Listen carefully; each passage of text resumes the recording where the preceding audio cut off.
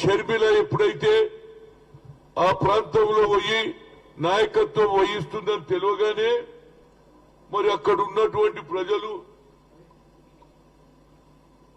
ముఖ్యంగా రాజశేఖర్ రెడ్డి గారి అభిమానం మీద షర్మిలకు కూడా కూతురుగా వాళ్ళు రాజకీయాలలో ఆమెకు కూడా సరి అయిన స్థానం కల్పించాలని ఆలోచన చేసే సమయంలో ఆమె మీద పోస్టర్లు వేస్తున్నట.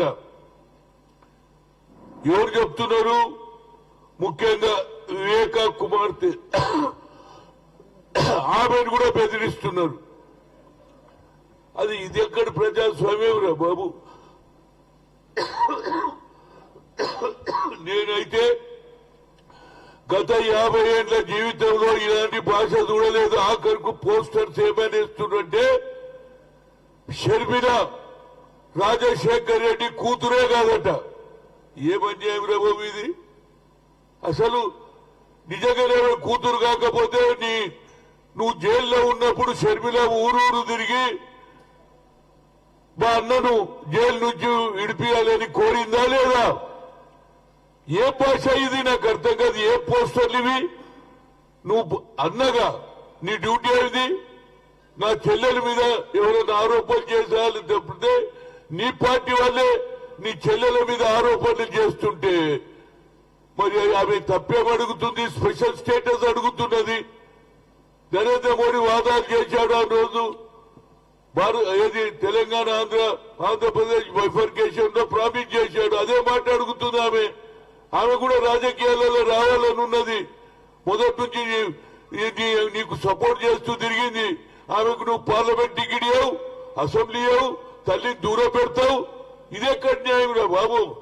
ఎందుకంటే నేను మాట్లాడే హక్కు నా ఒక్కరికే ఉన్నది. రాజశేఖర్ రెడ్డి గారిని పిసిసి ప్రెసిడెంట్ ఆ రోజులలో 30 మంది ఎంపీలు చెయ్యొద్దన్నారు. వేరియస్ రీజన్లు. నేను I don't want to leak out what are the reason.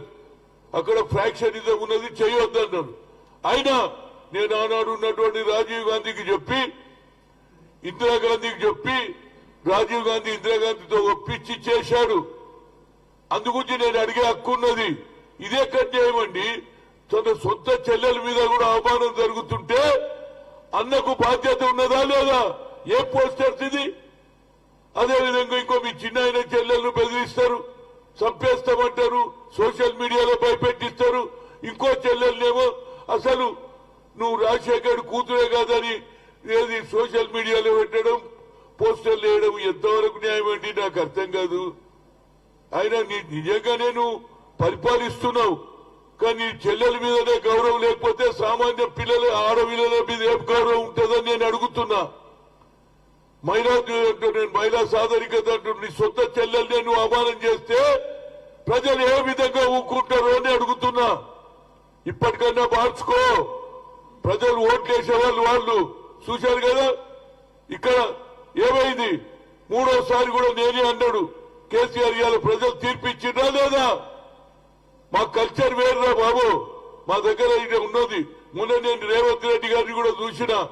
ముఖ్యమంత్రి కావడంతో జానారెడ్డి ఇంటికి పోయి ఆయన డ్రెస్సింగ్ తీసుకున్నాడంటే దట్ ఈస్ ది కల్చర్ మాది. పెద్దవాళ్లను గౌరవించే కల్చర్ మాది. ఇదెక్కడ కల్చర్ రా బాబు? సొంత చెల్లెలను రెస్పెక్ట్ ఇవ్వవు. అన్న మీ చిన్న బిడ్డకు రెస్పెక్ట్ ఇవ్వవు. పోస్టర్లు ఎంత ఆఖరికి ఇంతకంటే అవమానం ఉందా? అసలు రాజశేఖర్ కూతురే కాదని పోస్టర్లు వేస్తుంటే తండ్రిగా నీ అన్నగా మీ తండ్రి మీదనే ఇలాంటి మీ చెల్లెల మీద ఆరోపణలు సోషల్ మీడియాలో వచ్చినా పోస్టర్లు వచ్చినా ఇమీడియట్ గా వాళ్ళ మీద యాక్షన్ తీసుకోవాలి తప్పితే ఏందే నాకు అర్థం కాదు. అసలు ఇది రాజకీయాలేనా? నేనైతే ఎప్పుడు చూడలేను ఇలాంటి ఆలోచన. అరే నువ్వు పవర్లో వస్తే నీ పవర్లో రావడానికి ఆ అమ్మాయికు ఏది సపోర్ట్ కూడా ఉండే నీకు. నువ్వు జైలు ఉన్నంత రోజు ఊరూరు తిరిగిందా లేదా? ఆనాడు నీకు చెల్లెలైతుంది. ఇవాళ ఆమె కూడా ప్రజాస్వామ్యం ఇది రావాలని ఉన్నది. దానికి ఏదైనా వేరే తీరుగా నువ్వు ప్రజలకు ఏం చేసి చెప్పు తప్పితే ఆఖరుకు పోస్టర్లు వేయడం, ఆయన రాజశేఖర్ రెడ్డి కూతురే కాదని పెట్టడం అనేది చాలా బాధ ఉంది. నిజం చెప్తున్నా. This is not a culture of political. ఏది ఇంత దిగజారుడు అరే బాబు? మళ్ళీ ఆయన పెద్ద నేను అన్ని చేసిన అరే నువ్వు చేయి, ప్రజల విశ్వాసం తీసుకో. మీ చెల్లెలు కూడా మాట్లాడారు, ఎందుకంటే మీ చెల్లెలు ఎందుకు వచ్చింది? నువ్వు అన్యాయం చేసినావు కాబట్టి ఆమె కూడా ఇవాళ కాంగ్రెస్ లో వచ్చి కాంగ్రెస్ పార్టీకి న్యాయం చేస్తా ఉన్నది. ఆనాడు రాజశేఖర్ రెడ్డి గారిని చేసింది కాంగ్రెస్ పార్టీ తీసింది. ఆ తర్వాత ఆయన ముఖ్యమంత్రి అయ్యిండు. ఇవాళ కాంగ్రెస్ లేకుంటే నువ్వు ఏడు ఉంటుంటివా? మీ నాయన బలంతోటే కదా, ఆమె కూడా చెల్లెలుగా నాయన బలంతో ఆమె కూడా తిరుగుతూ ఉంటుంది. కనుక ఇప్పటికన్నా ఈ చెడు సాంప్రదాయాన్ని వదిలేయండి, మంచి కల్చర్ ను సృష్టించండి. ఎందుకంటే ఇలా పవర్ లో ఉన్నామని ఎగరొద్దు. ప్రజలు పవర్ ఎవరికి ఇవ్వాలి అనేది వాళ్ళ నిర్దిష్టం. రేపు వచ్చేది ఎన్నికలు, ప్రజలు ఎవరికి ఓటు వేయాలని వాళ్ళకి వేసేది.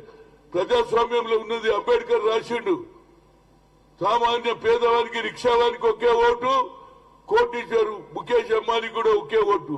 కనుక ఆ ఓటు మీద మేము ధ్యానం పెట్టి ఇప్పటికన్నా భాషలో మార్పు రాని, చెల్లెల మీద కక్ష సాధింపు తీసేయి.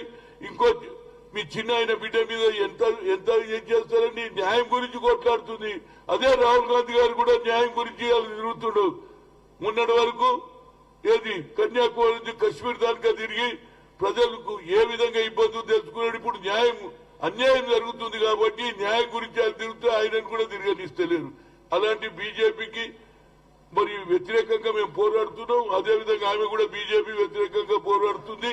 నువ్వు మీ దగ్గర ఉంటే కల్చర్ గా సొంత చెల్లెలు కూడా నా చెల్లెలు కాదన్నారు, రేపు మా అమ్మ కాదంటే ఎట్లయితే పుట్టించిన తల్లిని కూడా నువ్వు అనగలుగుతారు మీ పార్టీ నాయకులు. వాడు ఎవడు పోస్టర్లు వేసిండో వాడి మీద యాక్షన్ తీసుకో. ఎవడు ఏది సోషల్ మీడియా వాడి మీద యాక్షన్ తీసుకుంటే అప్పుడే ప్రజలలో అరే చెల్లెల మీద అవమానం జరిగింది కాదు. నువ్వు అది కూడా చేయవనుకో చరిత్రలో మిగిలిపోతావు. నువ్వేమన్నా చెప్పు, నాకంటే చిన్నవాడిని, నా దోస్తు కొడుకు, నేను నీ అలవాట్లో మార్పు రాని ఎక్కించడం చాలా మంది ఉంటారు బాబు. రాజకీయాలలో వచ్చినప్పుడు దిగిపోయినాడు ఎవడు ఉన్నాడో, వెనక చూస్తే ఎవడు కనిపించాడు. ఉన్నప్పుడు మాత్రం వెనక చూస్తే జనం ఉంటుంటారు, దిగంగానే పక్కకున్నాడు వెళ్ళిపోతాడు. కనుక దాని మీద ఆలోచన చేయమని జగన్మోహన్ రెడ్డిని కోరుతున్నా. సీనన్న ఏం చెప్తావు నువ్వు అడిగితే నేను చెప్తాను. నిజంగా చాలా బాధ ఉంది boss. This is very very bad to be frank. ఆడవాడు పోస్టర్లు వేసిండంట. అసలు ఈమె రాజశేఖర్ కూతురే కాదంటే ఇంతకంటే అవమానం ఏమైనా ఉన్నదే? ఈ దిగజారుడు పాలిటిక్స్ అయినాయి. అందుకుంటే నేను రేవంత్ ఎందుకు తారీఫ్ చేసినట్టే, ఆయన ముఖ్యమంత్రి అయినాక జానారెడ్డి గారు ఒక పెద్ద మనిషిగా మొదటి నుంచి ఆయన ఏది వాళ్ళ కుటుంబ సభ్యుడిగా పోయి ఆయనకు బ్లెస్సింగ్ తీసుకున్నాడా లేదా? That is the culture. What is the difference between Revanth Reddy and Jaganmohan Reddy? This is our culture అని చెప్తున్నా. Thank you.